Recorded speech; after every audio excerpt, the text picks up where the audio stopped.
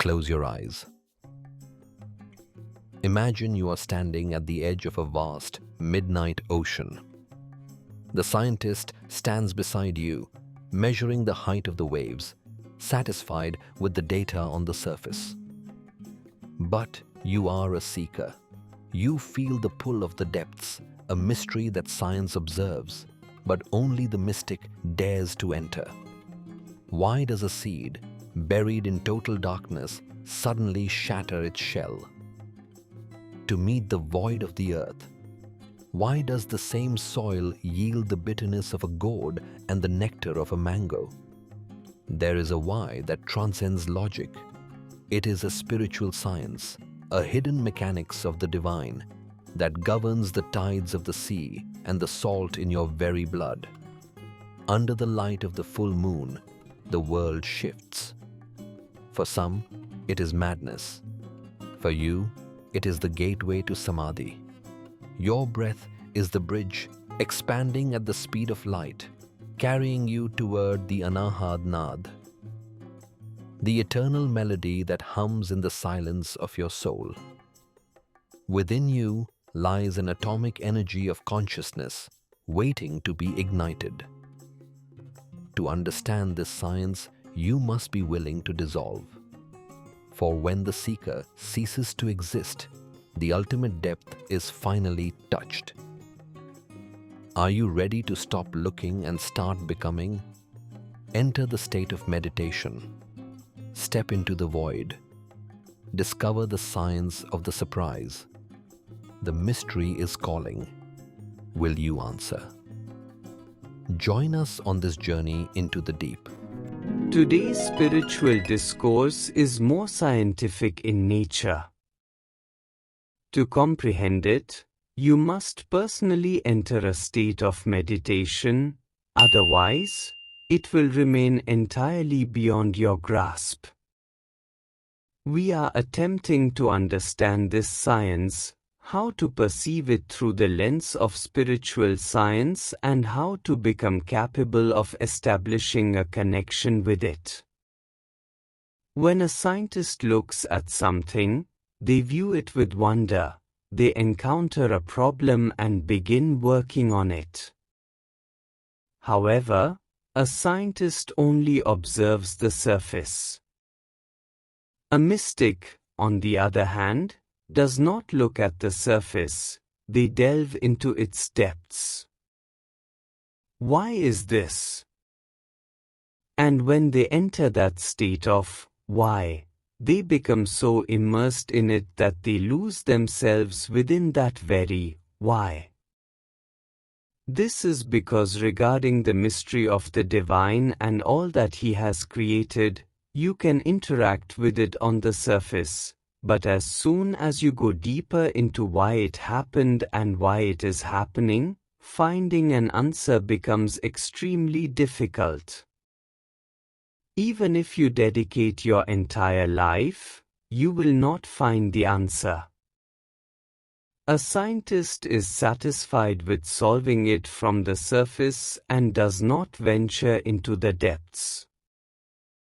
A common person does not even understand this much. An ordinary person does not even realize what wonder is or what the mystery entails. For instance, if you are walking along the seashore, a scientist tries to find some resolution by observing from the surface, looking at the waves and the reflections of trees in the ocean. But the mystic leaps into the ocean, becomes submerged within it, and draws close to the heart of the issue. They reach a significant depth of the problem, yet even they are not capable of reaching the ultimate depth because the deeper they go, the more they will dissolve, they will cease to exist. And when the seeker themselves no longer exists, the absolute depth can never be attained. From this, you can reach the conclusion that a scientist does whatever is possible on the surface. The mystic acts by going within, yet even they do not attain the depth of that void from which the problem first emerged. For example, consider how many trees and plants you see before you. If you wish to grow a plant and simply take its seeds and scatter them on top of the ground, the plant will not grow. So, the scientist thinks, what is happening here? Why is the plant not growing? Gradually, they understand that on the surface, the seed is not receiving the elements necessary for it to germinate. They bury the seed in the earth and observe that the plant has germinated. They do not venture any deeper than this. However, the seeker of mysteries, the mystic, tries to understand what happened when the seed was placed in the earth that caused it to grow, while it could not grow on the surface. It is from this point that wonder and mystery are born. Science has fulfilled its sense of wonder, but the mystical person feels it. Day and night, they first contemplate it with the mind, and then experience it through consciousness to understand why this is happening. As long as they experience it through the mind, their level remains the same as that of the scientist. But when they descend into the depths of consciousness and attempt to become one with the seed, they have a most wondrous realization. They are able to perceive that the seeds of almost every plant are essentially the same. If you break any seed, you will see nothing inside it. But when the seed is placed inside the earth, the first thing it encounters is darkness, it receives some moisture, its temperature rises slightly, and the void of space, which was already outside, also permeates the earth. When these four elements blend, the outer shell of the seed separates. As soon as the surface of the seed falls away, the void within the seed meets the void of the earth. Through this union alone, the seed's conception occurs and its germination begins. You have all seen an onion. If you keep peeling it and peeling it, you find only the void at the center, nothing else. Similarly, a void exists within the seed. As soon as the outer layer is removed by moisture, temperature, and pressure, that internal void unites with the void of the earth's soil, and the seed germinates. Reflect on this. The earth is the same everywhere. The soil is the same everywhere. Yet, different plants emerge from different seeds. From one seed, a lemon plant will grow. From another, a Java plum. From one, flowers will bloom, and from another, a mango tree might emerge. The earth is one, the soil is the same. Now, consider how thought-provoking and marvelous this is. The soil provides exactly the same things to the seed. Try to understand this. The soil, as a soul, provides the same consciousness to everything, yet the plant grows according to the nature of its seed. Similarly, we as individuals are defined by our seed. The soul has been provided by God, just as the soil provides for the plant and the seed. But some are bitter like a bitter gourd, some are sour like a lemon, and some are filled with sweetness. To this day, no mystic has gained the ultimate knowledge of this in the form of the seed. science does not even venture in this direction. Science only concerns itself with what fulfills human needs. However, one who goes into the depths begins to think beyond this, about why it happens. Finally, the conclusion reached is that its void merges with the earth's void, and according to the qualities of that void, though the soul of the earth is one, the qualities present in that void are what flourish and grow large.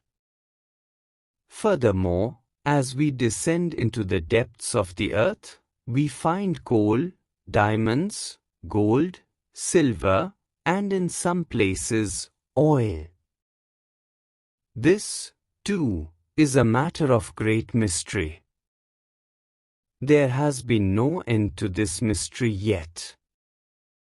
The conclusion reached is that in the depths of the earth, within its different layers, the properties of the soil vary. When, in the darkness of those depths, in that temperature, the waves of the cosmic void reach there, the mixture of all these elements creates oil in one place, gold in another, silver in another, and many different minerals are found uniquely across different locations. Now, if we were to study the soil by descending into the depths of the earth, since everything else remains constant, we would find that the cosmic energy of space is the same and the darkness is the same, though the temperature certainly varies and the moisture levels may differ.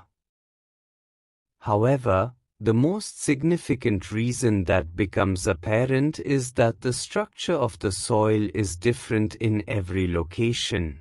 It is because of this that coal is formed in one place, while oil is found in another. These are all mysterious phenomena, and a clear understanding of them at such depths has not yet been attained. Now, let us move to another aspect. As previously discussed regarding the new moon and the full moon, once a month the full moon appears, and once a month the new moon occurs. This is all dependent on the light of the moon. When the moon is full, its light causes the ocean waves to grow massive, whereas on the day of the new moon, those same waves become small. This is how the tides rise and fall in the ocean. How the salt in the seawater and the waves interact to affect that salt remains a mystery, yet this is exactly what happens. Similarly, if you conduct a study, you will find that the proportion of salt in the water within the human body is identical to the proportion found in ocean water. Consequently, every individual is influenced by the rays of the moon. Some are affected deeply, while others are affected less so. Those who are mentally fragile experience a heightened state of instability or madness on the night of the full moon, which is why they are referred to as lunatics. Conversely, for those whose energies are correctly aligned within their nervous system, the full moon brings about profound spiritual progress. You might be surprised to learn that almost all the great beings who have ever taken birth in this world attain supreme enlightenment on a full moon night. This happens because, at that time, the potency of the moon's rays is so immense that if your internal spiritual energy, the Kundalini power, is directed properly, it instantly merges with the cosmic universe, leading to the attainment of great wisdom. However, those whose energy is not oriented in the proper direction experience the onset of madness. This, 2. Is a profound mystery. Complete knowledge regarding this phenomenon does not yet exist. Truly, our life is deeply mysterious.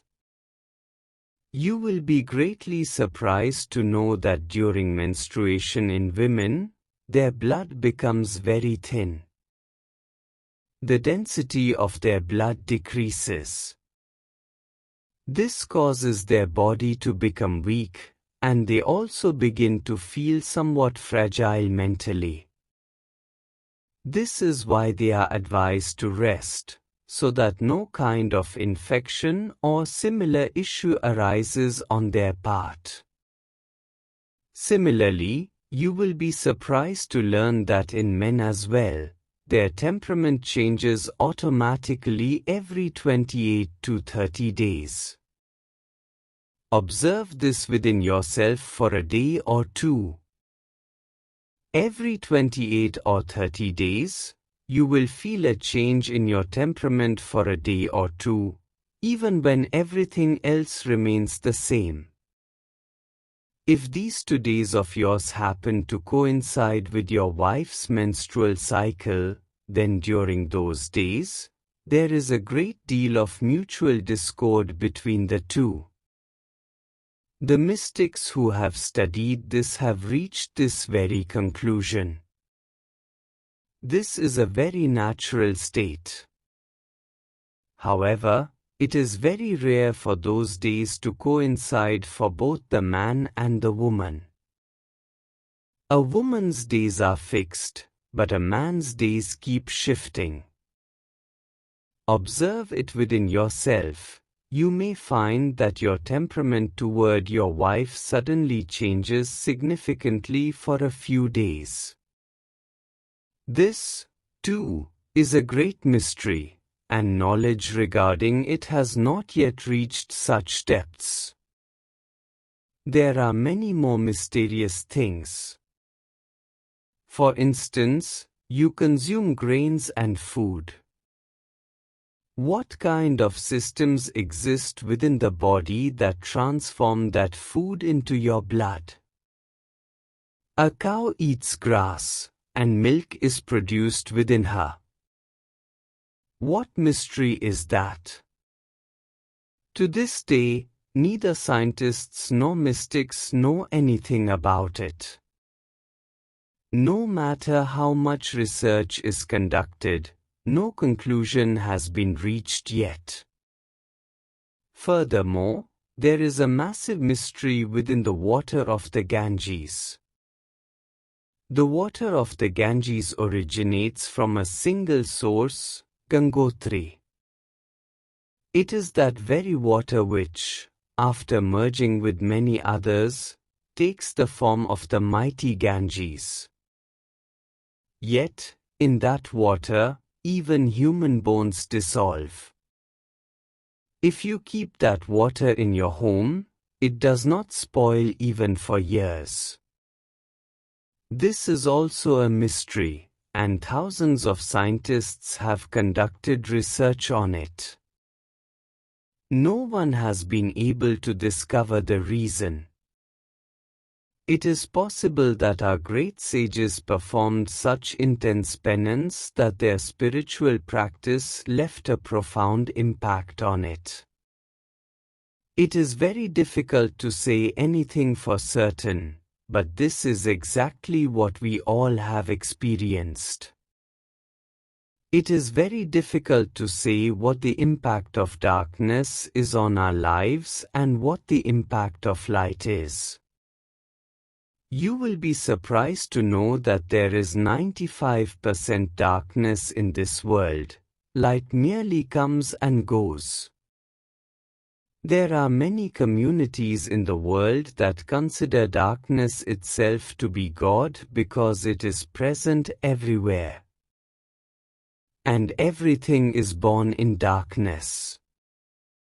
Our grains are produced in darkness, and the birth of a child in our home also occurs in darkness. This means there is a great power in darkness. It is a form of the divine. And if you are sitting in darkness and feeling peace within yourself, it is no surprise if you hear the eternal melody, the Anahad Naad. The eternal melody is indeed a form of the divine Om. After practicing spiritual discipline for some time, you will certainly hear it, and if you meditate upon it, you can enter a deep state of meditation. There is no end to the mysteries of external science. Even if you look at your own body, God has given us only the breath, which connects us from the outside and the inside. Even while living so closely together, we breathe in such proximity. Animals breathe in this, we breathe too, and the sick breathe as well, yet no one is affected by the breath of another. This, too, is a matter of great mystery. Our universe is expanding even faster than the speed of light.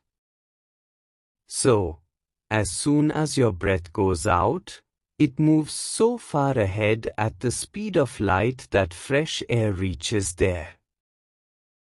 Thus, one person is not affected by another's breath. The Lord has made everything so free of infection. Now, what could be a greater mystery than this? No matter how much you study this with your consciousness, you cannot reach any definitive conclusion. The breath that flows within us controls our mind, it controls our entire body. This breath is the prana energy for us. As this breath goes inside, 4 types of prana are generated within it: apana prana, samana prana, vyana prana, and udana prana. Udana prana has to be generated by yourself through friction or struggle, so that spiritual power can develop within you.